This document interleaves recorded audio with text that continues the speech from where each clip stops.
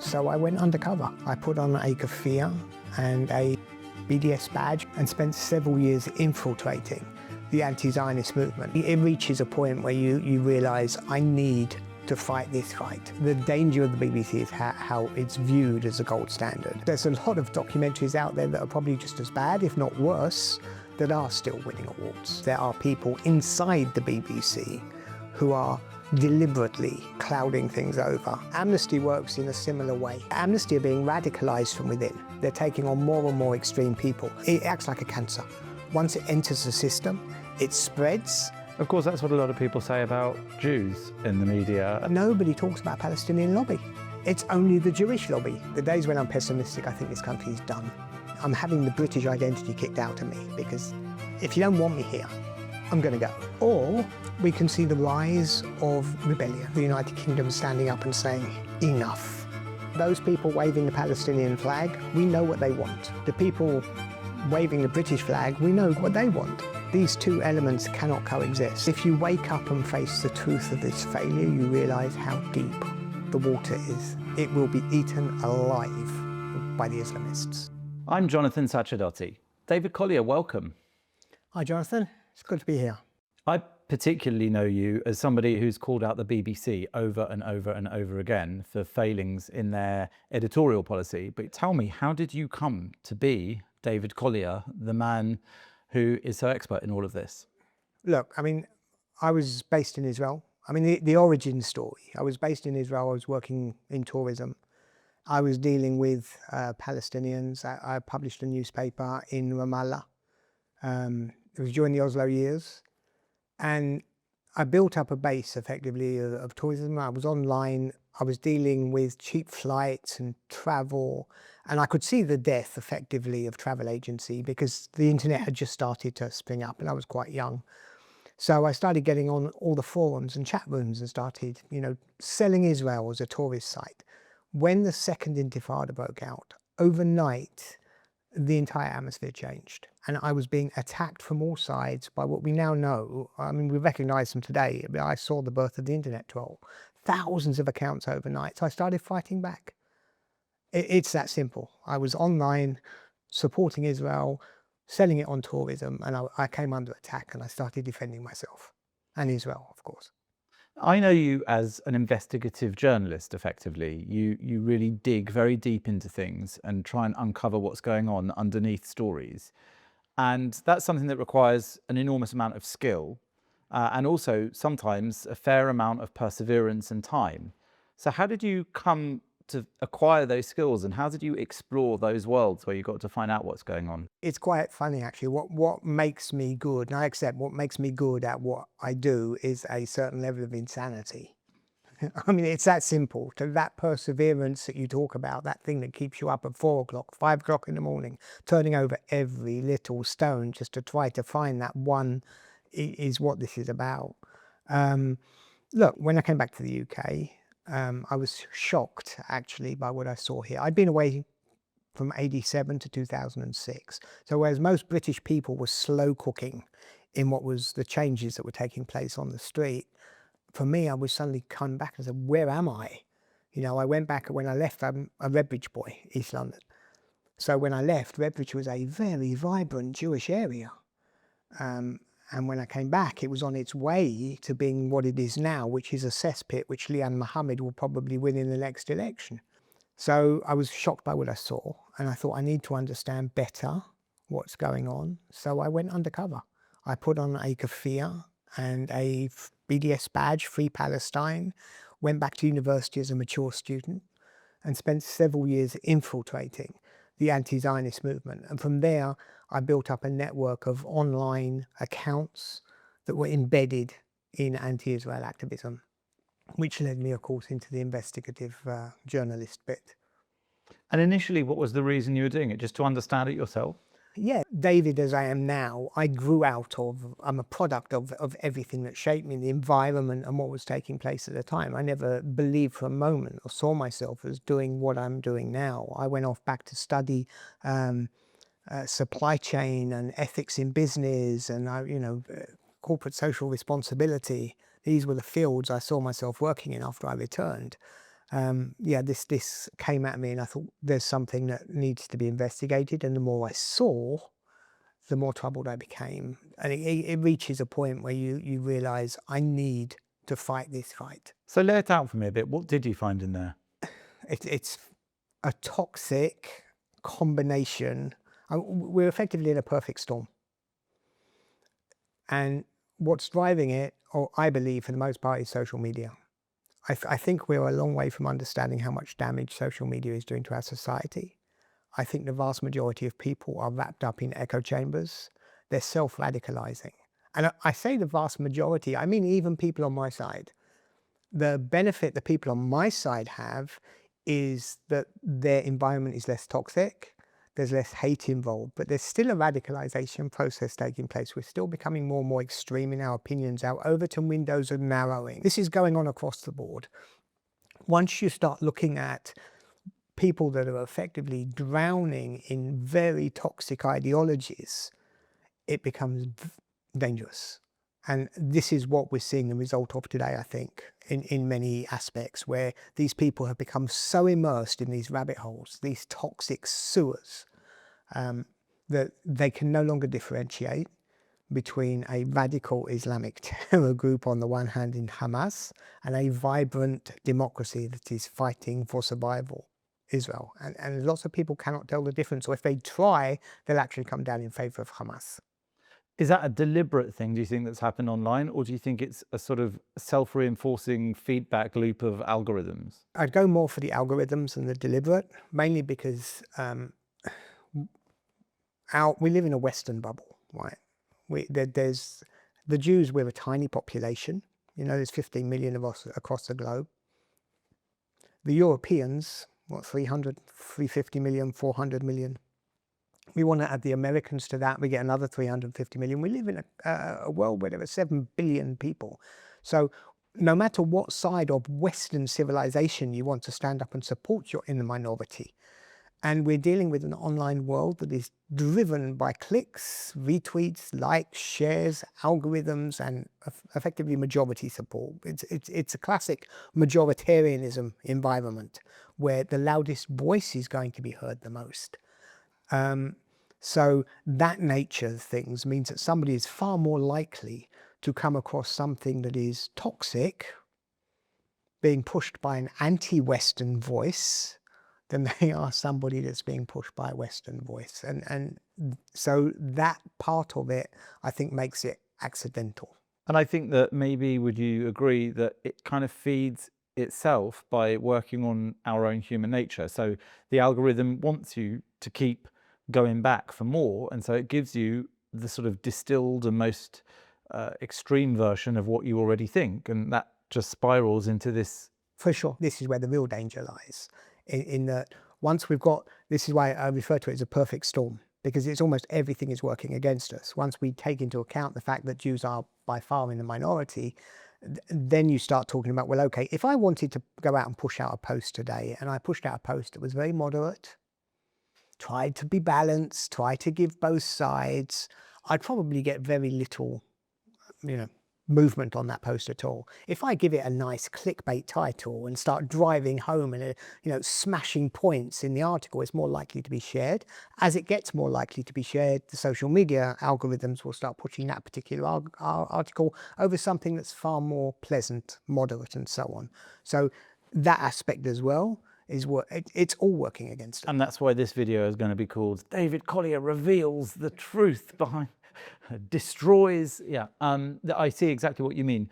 And on the other hand, social media has been extremely helpful for you, because I think what many people know of your work is, as I said, your dissection of media bias, whether it's the BBC or others. And I understand that a lot of that comes from your embedding yourself, as you said, inside real world and online networks, where you're able to really pull things apart. Let's talk a little bit about the BBC Hamas propaganda documentary, because that's a good example, I think. What happened, as people probably know now, is that the BBC made this documentary about children in Gaza. They chose some very specific children to follow, and one of them turned out to be the son of a Hamas minister. Now, we've talked about that before, and it has been quite widely covered. So rather than go over the whole story again, what I want to understand is how come you were able overnight, after you watched it, to do all that work and reveal that by the morning, and the BBC and their production company, who they'd hired, spent months making the documentary, and they had not uncovered what you did. Do you have secret sources? Okay, firstly, just to make things clear, my focus on the BBC, and I do focus a lot, spend a lot of time on the BBC, is because of the BBC's reputation and the legitimacy of the BBC. I think there are worse media outlets. I think the danger of the BBC is how it's viewed as a gold standard, which makes its reporting more of a target for me. Yes, the answer is yes. I have many online presence in Gaza and further afield. The Facebook I see when I go into one of these characters is very different from the Facebook you see, put it that way, because Facebook reflects ourselves back at us. So if I go in and I'm looking for somebody, a journalist, give me a journalist's name in Gaza. If I put that name into my Facebook, I'm probably likely to be given him immediately by Facebook, because we'll have mutual friends, and so he's going to be the top of the list. Whereas if you put that name into Facebook, you'll just get a whole 100 of, you won't know who's who. So I have that advantage. And secondly, look, I've been doing this so long, and you build up, like anything, you build up an eye, an ear, and a skill when you can repetitively do something. So I have ways and means of searching for stuff online. And just to add, we were so lucky with that documentary. You know, if there were a couple of posts that had been made public by the uncle of Abdul, of the child, they didn't have to be public. He could have posted them privately. He could not have posted them at all. And had those breadcrumbs not been there, I would never have got to the end result. And today, that documentary would be winning awards. And it's something we need to remember, because there's a lot of documentaries out there that are probably just as bad, if not worse, that are still winning awards. So a lot of people see all of these stories, like the one you uncovered there, and many others that you've uncovered and others have, and they say to themselves, this isn't an accident. Do you think that there is some deliberate movement within places like the BBC and other media to do this? Or do you think they're just credulous? Are they just stupid? Are they just not able to do what you did? I don't believe in absolutes. And I try to reject conspiracy theories. I think that chaos can exist, and I can believe there can be cells working against us. So, for example, I believe, yes, there are people inside the BBC who are deliberately, clouding things over. When you're dealing with the information supply chain from Gaza, you're leaving Gaza, you're leaving the terrorist groups, you're leaving effectively the people pushing out the news, which is Hamas, Islamic Jihad, and PFLP, and the other terrorist networks there. And then it goes through effectively a whitewashing system where it gets handed to these journalists that we see that wearing the press jackets that are, honoured and respected by BBC and so on. It goes through their hands. It then goes off into Sky News Arabic or BBC Arabic. So it goes through a chain of people. And there are certainly people in that system that are deliberately messing things up. One of the things I noticed, and I still can't prove it's deliberate, so I have to say in advance I can't prove it's deliberate, the BBC have become much better, accidentally or not, at hiding the names of the people they're reporting about. Mm-hmm. I don't know if it's deliberate. When they, in the beginning of the war, they'd put up a name, I'd go off, I'd find it, I'd show he was an extremist. Now we're getting either generic names, it'll be like Abu Muhammad, which is the father of Muhammad. It's not a name, but they'll be referring to it. Or just a first name and no surname. Yes, or misspellings, and you just wonder whether it's deliberate, but it's certainly something I've seen consistently over the last 6 months to a year. So in a way, in your opinion, it's a mixture of people getting it wrong and people letting them get it wrong, and then some people pushing them to get it wrong. There is a definite mixture. Some people are just naive. If you want me to give you a cleaner example, that I did an in-depth study into Amnesty International. And Amnesty works in a similar way. in that the information that enters Amnesty comes from the bottom up. It's not a top down, it's a bottom up. It has to come from the grassroots. It has to come from the people in the field in the same way that news reporting does.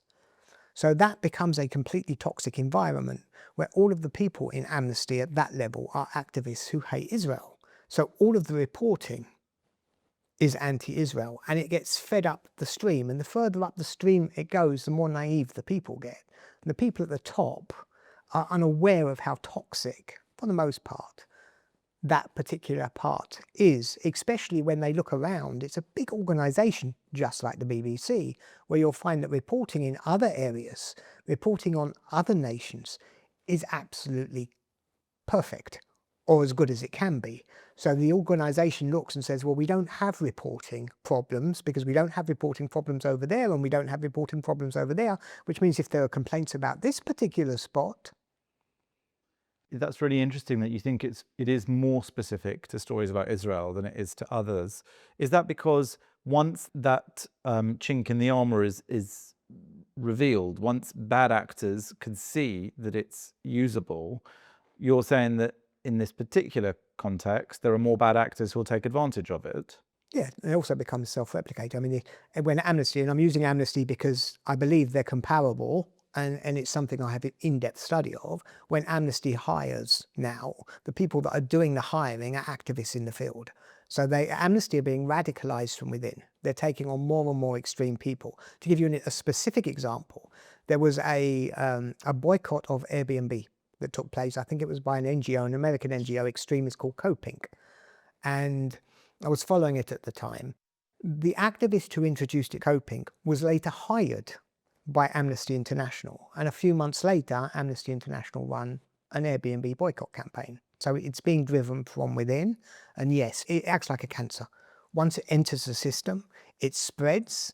It's very, very difficult to eradicate without completely destroying that branch and rebuilding it. Of course, that's what a lot of people say about Jews in the media and similar things, right?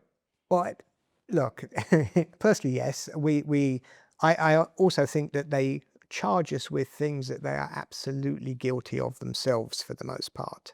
The idea that in an age where universities are being funded, by Qatar or other, Gulf states, where media is in the hands of or receiving monies from, advertising or whatever.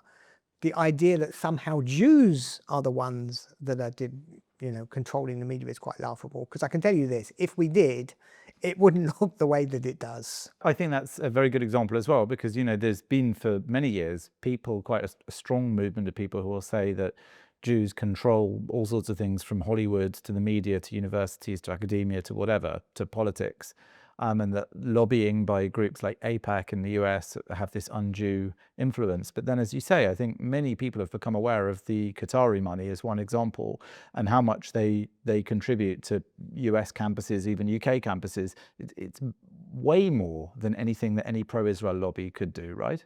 Yes. I mean, look, we just as I remember we have a Palestinian British Palestinian MP, and in her maiden speech, she referred to the fact that she was a child of two nations.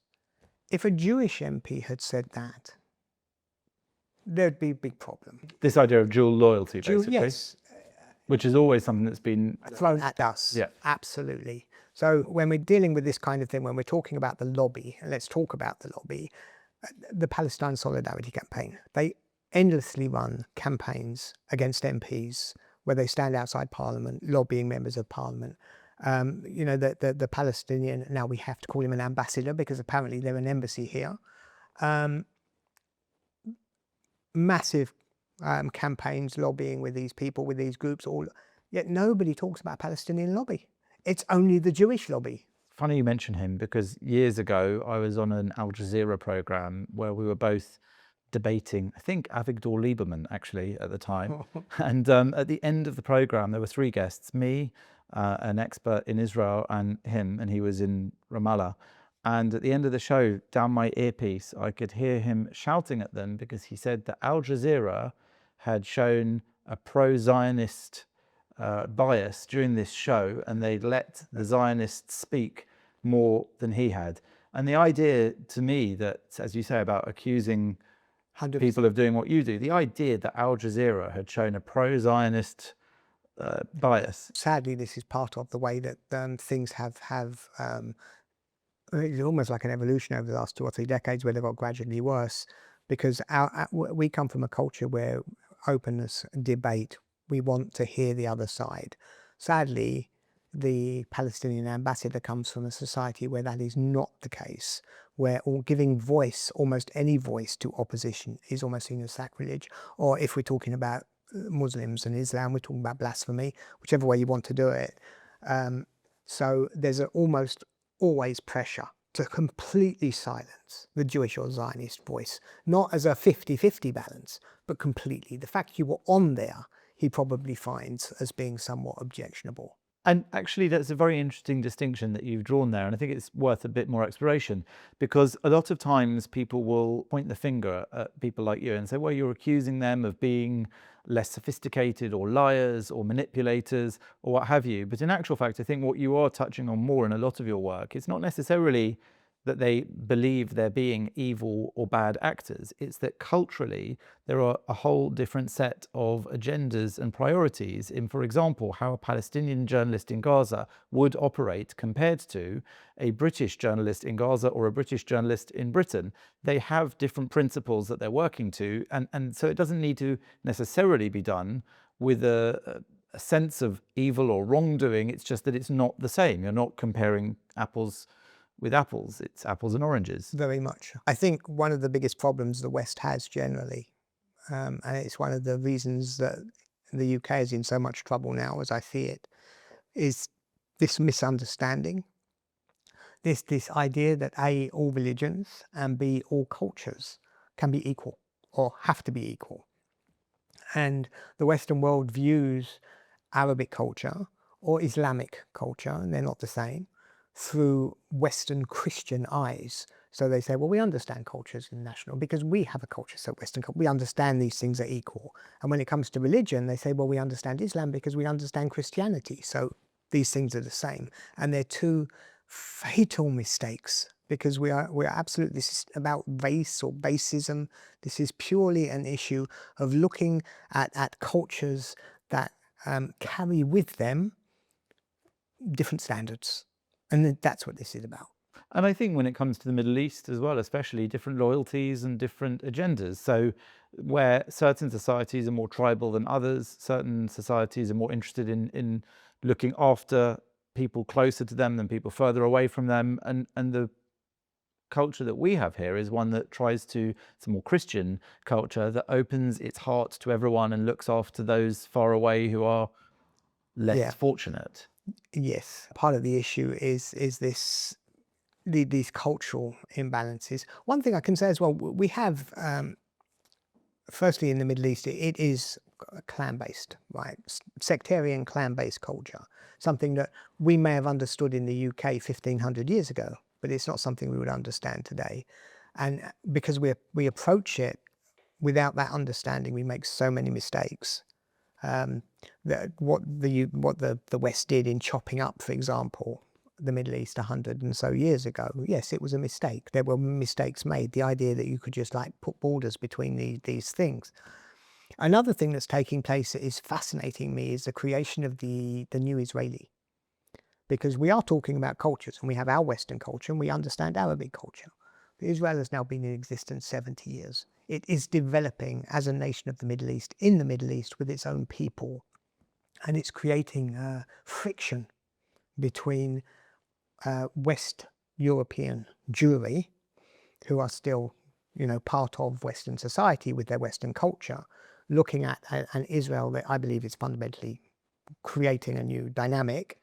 And there's more and more friction being seen there. And I think that's part of what we're talking about with cultural differences. It's not the same as with the Arabs, but again, this is a friction over culture. Actually, in a way, it's something I've said quite a lot over the last 2 years, especially, which is that when it came to Israel's conduct during this war, it has had to try and send two different messages, and often conflicting messages, one to Arab countries in the Middle East and one to Western countries in Europe and the US. And one is, we're very benevolent and kind and we're doing everything we can to look after the innocent. And the other one is, we're going to smash you and show you that we have utmost power and control so that you are going to stay in line with how things should be. And those two things, it's very difficult PR-wise for them to coexist, right? Well, yes and no.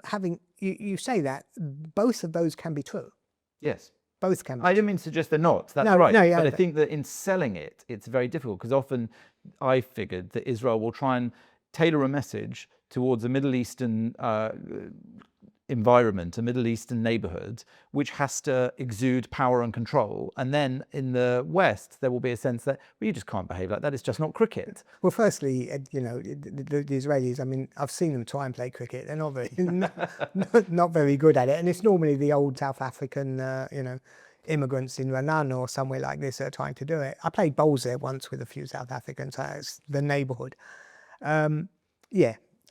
Look, Israel is a nation of the Middle East, in the Middle East, trying to survive in the Middle East. And the last 2 years, it has sent a perfectly tuned message, in my mind, to the other nations of the Middle East. I think the message has been loud and clear. Don't mess with us. I think what they have done, and I give credit here to the government of Israel, what they have done in maintaining this battle, despite up until the US elections, the recent ones, because it was Biden before that, despite incredible pressure that must have come from everywhere in the world for them to stop, they kept going.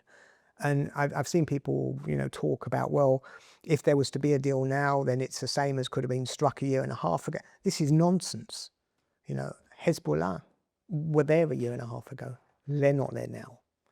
The Iranian, the war with Iran, all these things that have taken place that have shown that Israel is talking to its neighbors. It's not talking to the Europeans. It's showing its neighbors what it can do. And most importantly, which is where Hamas made the fatal mistake, was that they were willing to do it. I would imagine that Hamas believed at some point the Israelis would stop fighting, just as they did in 2014, 2018, 2021, 2011, 2008, 2014, But they didn't.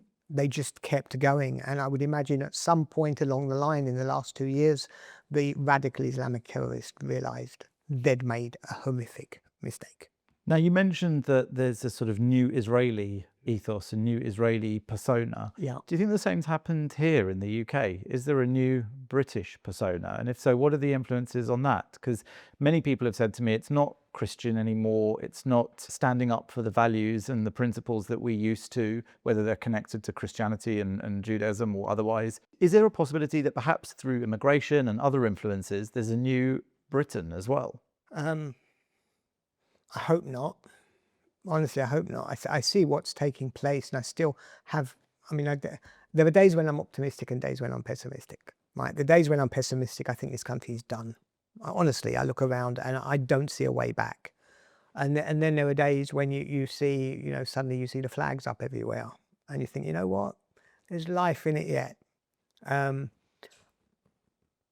I don't necessarily think that what we're seeing in, and you can correct me if I'm wrong, what we're seeing in the progressive left, the adoption of all these new issues, the fact that it's infiltrated our schools and our universities and the unions and the political left, are you referring to that as the new Britain? Because that I don't think it is. I think it's something that is quite, again, using the word cancerous, I think there is a cancer in society that is eating away at us. And I think that these forces are together in the omni-cause. We have this, are basically fighting to overthrow the West. But if it's fringe and it's extreme, which I think is what you're saying, and it isn't British or new British, isn't the point about cancer that eventually it spreads and eventually it kills? So at the end, maybe it's not a new Britishness, maybe it just kills Britishness. Well, as I said, I don't think it's a new British. I think it is a cancer killing Britishness. I do. Look, I grew up here and a flag waver, you know, monarchist, a flag waver. My father served here. My grandfather served So here. how do we get to a point where that's considered radical, offensive, racist, non-British? The first point is I am having every part of my British identity kicked out of me. Right, over the last 2 years, I don't feel British Like what? anymore. Just I don't feel British. I don't feel this is my home. Because, you know, so many people are here who hate me, who don't want me here, who are calling me names, who are violent. I've been attacked a couple of times. I've had my car attacked. Obviously, I receive death threats online every day. I obviously go through all of this. So there's a lot of people here who think I'm a monster. But this is, I'm in favour of free speech. I'm pretty much centrist on most issues. I don't believe in absolutes. Everything about me that was taught to me on the streets in the United Kingdom or in British schools as I grew up is not offensive, and yet somehow I'm being painted as this massive monster. So that's what I mean. I'm having the British identity kicked out of me, because if you don't want me here, I'm going to go. How typical do you think that is now of Jewish people today, especially after what happened in Manchester, for example, the attack at the synagogue, those 2 people killed? Look, one of my favourite hobbies is history. I spend a lot of time in Kew in the archives, researching mostly what took place in British Palestine, and looking at Jewish history, what happened at the end of the 19th century and obviously in the 20th century. I see a lot of people talking about this as if it's some kind of pre-warning of Nazi Germany. This is not the 1930s, right? History doesn't repeat in that fashion. I don't think we'll reach a moment where the Jews either have to get out or they'll lose their money. We're not talking about Zimbabwe moment and these kind of things I don't see happening. It's a slow boil. I think the time of the Jews in the United Kingdom is done. I think some people will realize it early. Some people realizing it now are probably realizing it before they should. But it's coming. This is where now I'm on the pessimistic side again. And why though? Why do you think that? Because Western Europe is not, England is not like singular here. There is a situation in Western Europe where one of the things that the people of the West forgot to do in the wake of World War II is very simple. They forgot to have children. And if people get together and they don't have children, then 2 people are not going to replicate themselves. And it's okay if you have 1 or 2 or 3 or 4, sort of a certain percentage of society doing it. But if it becomes the norm of society, where the norm of society is for a couple to have 1.8 children, you're not going to replicate yourselves. In that situation, you are going to find the government going off and bringing people in. Once they start doing that, it's about who they're bringing in.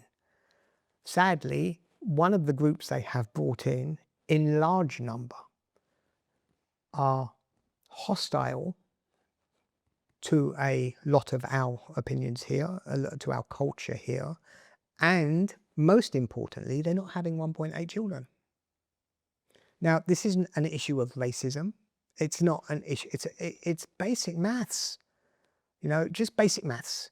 If you have a white British population having 1.8 children on average, and you have a non-white British population having 2 or 3 or 4 on average, it's a one-way street. And it's got nothing to do, just to pick you up on it, just for the purposes of clarity, it's got nothing to do with white or not white, it's got to do with culture. It may just so be that many of those people who are culturally at odds with Britishness, as you're putting it, come from places where they aren't white. But I don't think it's, I don't want people to misunderstand, I hope, that you're saying that it's to do. No, I'm not. And what I'm doing is I'm taking a population that was traditionally, for the most part, this is why I've gone down this colour of the skin route. But it's not about that. As I said earlier, it's not about the colour of the skin at all. This is a cultural battle. When Jews came here at the end of the 19th century, one of the issues, we wanted to be accepted by the nation. We wanted to stand up and start saying prayers for the king and saluting and all of this. We wanted this. We're British. This feeling that we have, whether it's because we're a diaspora community or not, beside the point. But this issue of we wanted to assimilate, for the most part, inside this culture. And that's great. And there are many cultures who are coming here who are not of white skin that do exactly the same thing. They work here, they adopt it, they feel the Britishness, and it's great. But we have imported elements that are toxic to our own environment. Yeah. And if that's the case then, and as you say, just statistically, one of those is multiplying more than the other, statistically multiplying. Yes. What you say, it's over for Jews in Britain. Yes, sadly. The reason is because, look, the UK has several choices here. I mean, the situation is only going to get worse on the street. Okay, it's only going to get worse on the street. I see a lot of, I mean, there was trouble in Leicester 2 or 3 years ago between the Muslim and the Hindu, but it's not just the Muslim and the Jewish population with the Islamists and the Jews, it's also with the Islamists and the Hindus, where there was trouble there. And you see a lot of crossover, for example, where they're trying to go for Zionism and what they call Hindutva. They're drawing parallels between Palestine and Kashmir, right? So you can see this is, it's an Islamist ideology. This is a political Islamist ideology. It's picking its battles based on the Islamist issue. So this element is only going to get worse here. It is, right? Because they are going to get more numerous. As they get more numerous, there will be more. I'm not saying all of them are bad, but wherever they are more numerous, there will be more new problematic people within them. They are beginning to feel their political muscle. We now see the rise of the Muslim vote. We've seen Gaza MPs come. We're now seeing the rise of your party. We're seeing a Labour Party that's going to be attacked both from the right and the left. We don't know yet how that will play out. The next election is something that none of us could possibly, begin to guess. So either the UK can turn around and just succumb, just drown in whatever sectarian nonsense is facing it, or we can see the rise of rebellion. We can see the rise of parts of the United Kingdom standing up and saying, enough. And that carries numerous threats for us. Some of that will be reasoned, rational. Some of it won't be. And, we're not living in the 1930s. So in a world of modern human rights and modern human rights laws, you have to basically fight fire with fire. So where they're coming and they're fighting us with human rights laws, for example, we're finding it more and more difficult to deport illegals, for example. An illegal, it's impossible to deport him because they're relying on human rights laws to hold him here. So there will be people looking for ways where human rights laws can be used to fight back against what they see as the threat, which is the Islamist community. That would be an attack, for example, we see it, the way people dress. Okay, well, if you start attacking the way people dress, so you're also attacking the people in Finsbury Park. Maybe you go after ritual slaughter. Well, if you go after ritual slaughter, are we being attacked? So we may feel these kind of pressures from a country trying to push back. And part of that pushback seems to be going on around us in the support for movements like Reform UK at one end of the spectrum, and for people like Tommy Robinson and Unite the Kingdom and those movements. And then you mentioned the flags earlier, people putting up British flags, people putting up England flags across their neighbourhoods. All of these things have provoked a reaction from many actually in officialdom of disgust or shock. Why do you think that is then? Do you think that they are scary? And is there a less scary way for this to manifest? No. I think officialdom will view them as scary. I understand why I understand, because there are elements of it that could possibly, potentially be scary. But then there are elements on the other side that are scary, and that doesn't seem to bother them the same, right? For sure, absolutely. But, and there's a big difference, when we see the flags go up, the truth is the majority of people in the United Kingdom are comforted by those flags. My belief. The identity of the United Kingdom, the majority of people, by far the silent majority, are there. They're not with the progressive left at all. We've been led down a cul-de-sac, and I see it as a cul-de-sac, by minority thought, progressive thought that has been pushing ridiculous positions on us that have been growing ever more. Well, I was just going to say, because to jump in there with the flags, I think it's a pertinent example, because what's the movement I can think of before this raising the colours, flag waving movement? The one I can think of was, when did I last see thousands and thousands of flags going up? It was actually over the last 2 years, and they were Palestinian flags, they were PLO flags. And I would say that quite a large number of people had a negative reaction to those in ordinary British society, either negative or indifferent, not necessarily a feeling of warmth or closeness to that flag. And yet the government weren't afraid, the police weren't afraid, nobody in officialdom seemed to be afraid of what it meant that thousands of those flags went up, even though many Jewish people in neighbourhoods where they were going up said they felt that it was a kind of coded attack on them.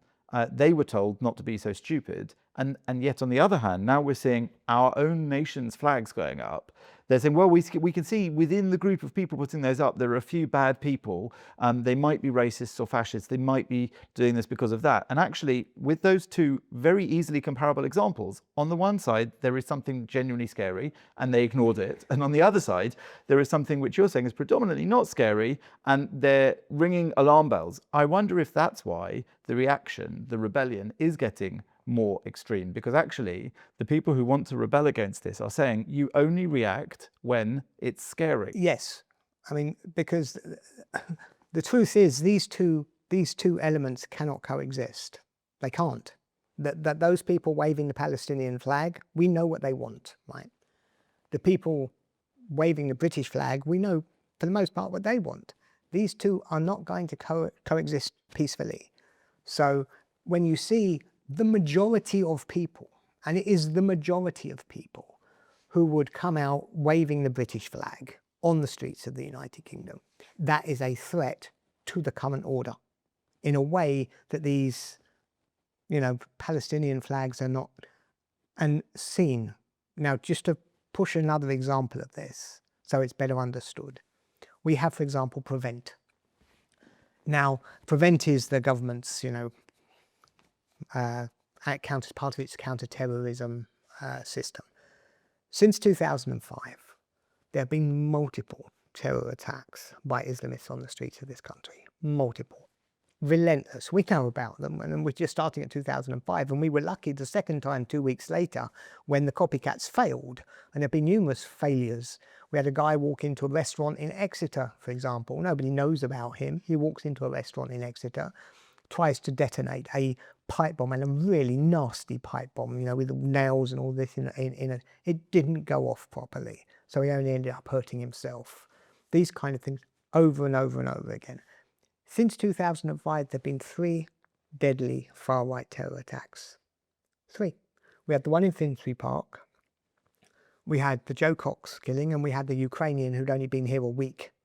Right, so of the 3, one of them wasn't even a Brit. But the media and the powers that be want us to believe that the threat between Islamic terror and far-right terror is even. Why? Because it has to play into the multicultural, everything is working and everything is... But why, when it isn't? Because if you wake up and face the truth of this failure, you realise how deep the water is. That's why. If we wake up now, and actually, what do you do about it? What are you going to do about the fact that within the 5 million Muslims or 6 million Muslims that are living here, there are a lot of them that believe very, very problematic ideologies? What are you going to do? Within our British culture, within our way of life, within the way that things currently operate, with a network of schools and unions that are totally captured by the far left, what are you going to do? And so what are we going to do? Because there are people waking up, as you say. So some of them are trying to take a sort of popular street approach with the Tommy Robinson movement. Some are trying to take what they see as the most respectable political approach, let's say with things like Reform UK or even the other parties like Advance and what have you. Yeah. But then the other side, so to speak, is doing the same with your party and the Green Party now falling into that side of things. And then you add to all of this the phenomenon of the far left who are actually also making strange alliances in order to pursue their goals. Yes. And for those who are awake, it seems like what you're saying is the only option is flight, not fight. They just have to go. Well, they have to go. Well, The people who are awake. If the truth is that to realize this is such a rude awakening that the establishment will never do it, those individuals who are waking up to it know that they've woken up, the water is that deep, and they're drowning. But there's no lifeboat, there's no one coming to save them. Their only hope, presumably British, Jewish, whatever, is to leave. Well, yes and no. We have a major advantage. We have somewhere to go. Yeah, Jews, you mean? Yeah.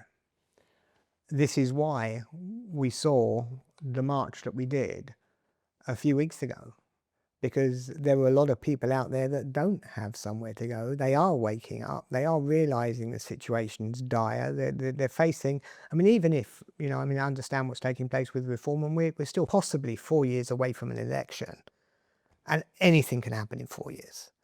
But at the moment, obviously, we're looking at a reform that seems unstoppable, as it does at the moment. We don't know that's going to be the case in 4 years. But does that scare you?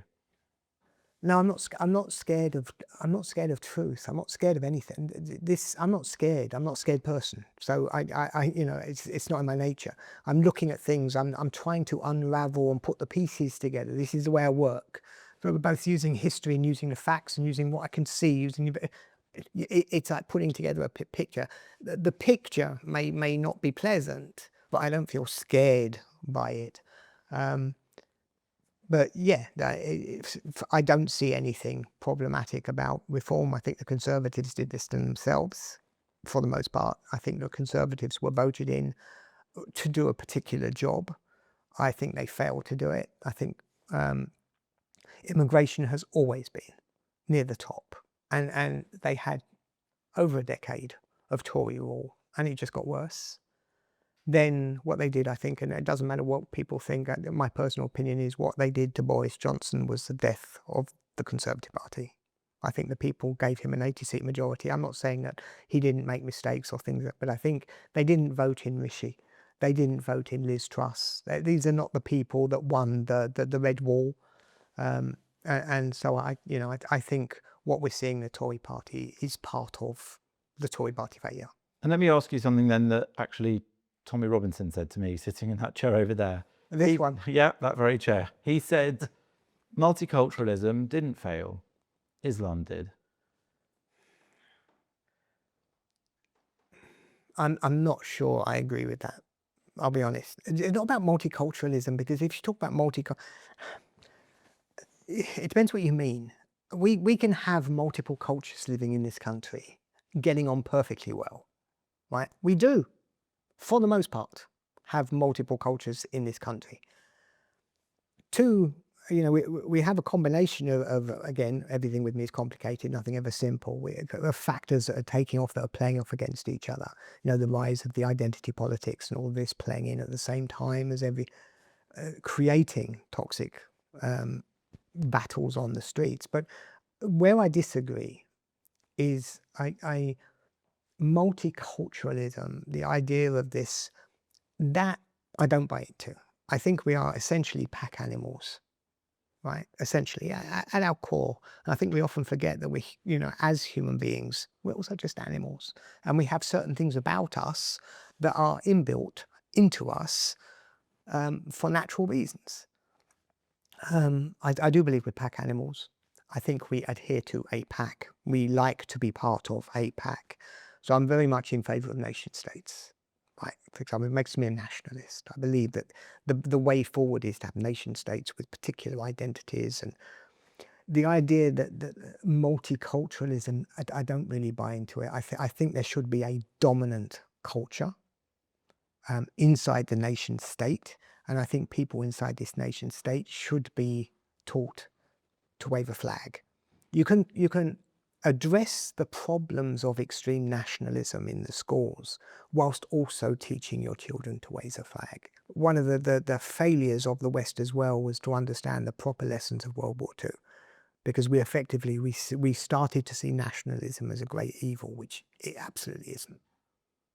So you're saying it's not the nationalism that is harmful, it's what can happen from within it that is harmful but can be guarded against, whereas on the other side of the equation, it can't be. You think without that unified dominant identity, there isn't really a nation left, there isn't really a culture left. You put it far better than I did, but that's exactly the point. Once it starts to break down, you lose control and you become what's going to take place here. And why you're talking about alliances on the left, where you're dealing with extreme cultures that have for some reason joined together. You know, this idea that we can stand there with these trans activists standing next to Islamists that would happily throw them off walls, is because they both want the overthrow of, they both want revolution. The left naively thinks that it will be able to manage, and it won't. It will be eaten alive by the Islamists, because the Islamists they are a force to be reckoned with. They have a culture that does not budge. It's the word, and there's no arguing with it. There's no debate. There's no negotiations. All there is. And whereas, and this is one of the sad parts of specifically Arabic culture, whereas in our society we're used to, for the most part, cream rising to the top. We are, you know, we're a meritocracy. We believe that somebody who is very good, someone who has these skills, someone will rise to the top for whatever reason. And I don't know exactly what it is. In the Arab world, the opposite tends to be true. And when we look at the leaders that they seem to generate, or the leaders that seem to gain power, whether it's just because they're the ones with the biggest elbows who are the most ruthless, it's also a possibility. But we can look around us, for example, at the Muslim community in the United Kingdom. And then we say, okay, so who are the representatives of the Muslim community in the United Kingdom? And then the Muslim Council of Britain? Really? This is the best they've got? Mend? This is the best they can come up with? Cage? Guantanamo Bay people? And where are your moderates? Where are the people that are going to stand up and say, no, actually we can live here in peace. We don't accept terrorism. We reject it. We reject violence. We want to live here as part of British society. Where are those people? Because for whatever reason, they're not rising to the top. The bad guys are.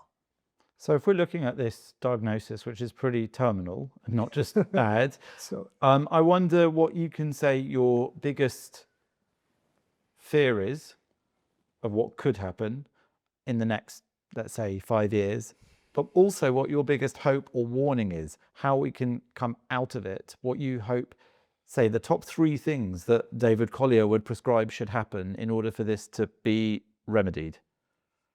Okay, my biggest fear is we're heading for civil war. That's I don't think it's 5 years. I don't think we're that close. The alternative to full-on civil war is authoritarianism with a really, I mean, these are things that are going on. And here I'm going to actually say something controversial. I think the prescription, for example, of Palestine Action is a perfect example of the state that is no longer in control of itself. Palestine Action turned up a few years ago. I infiltrated them very early on, saw them, infiltrated them, went to their meetings, whatever. And from day one, from that first action, they should have been thrown in jail as criminals, because that's what they were. To make it clear to people who don't know, they were carrying out, let's say, violent attacks on buildings and places and objects, and that in and of itself should have been deemed to be illegal, criminal 100%. damage. Not just that, but it was on defence establishment stuff that helps the defence of the United Kingdom. All of these places that Palestine Action have been attacking are attacks on British defence establishments as well. So I'm thinking, well, okay, throw them in jail. Why don't you just pick them up and throw them in jail? But they didn't. And if they did arrest them, then they were put before juries, and the juries would listen to these people just going on and whining and crying, and they would let them off. We even had a situation where the police called the fire brigade to get people down from a roof, I think it was in Leicester, and the fire brigade refused to come, and the fire brigade put up a pro-Palestine message.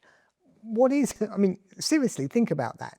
So this inability of the state to use its own laws to restrict the growth of a very violent cell led to the prescription of Palestine Action, even though I think that, again, personally, I look at, they're not killing anyone. So that this is the state flexing its muscles. in ways to try to cover issues that it has, that will get worse and worse. So as the state does that, we also have the issue of the civil. So this is my fear. Well, a more and more authoritarian state trying to deal with the inadequacies of its own laws at the same time as we start seeing uprisings. Hope, you've hit me on a pessimistic day. Now, seriously, when I talk through this, it's when I sit there and I can kind of push half of it out of my head that I start to think maybe actually there's some hope. In reality, let's be hopeful that the British people will reject at the next election what has gone before. Because whatever has brought us to this point has failed. Whatever has brought to this point, we need to reject. So it's about rejecting what we have done before and finding new ways of doing so. And at the same time, we should make demands of the population of this country and of the minority groups in this country. We need to turn around and say, look, if you want to live here, fine. More than welcome. Happy to have you. These are the rules. Do it that way. Well, thank you. I think I need a whiskey now. But, honestly, it's good to hear you speak at more length, because I'm used to hearing you in shorter bursts or reading your work on your website, which I hope everyone can look up. It's very important stuff that you're doing. And though it's a bleak message, I think it's an important one that you're sharing with people. Hopefully that it will help people find their way through. I'm sorry for making you depressed. That's all right. I'm used to it. But really good to talk with you. And I hope we'll do it again soon, David. Always a pleasure. Thanks.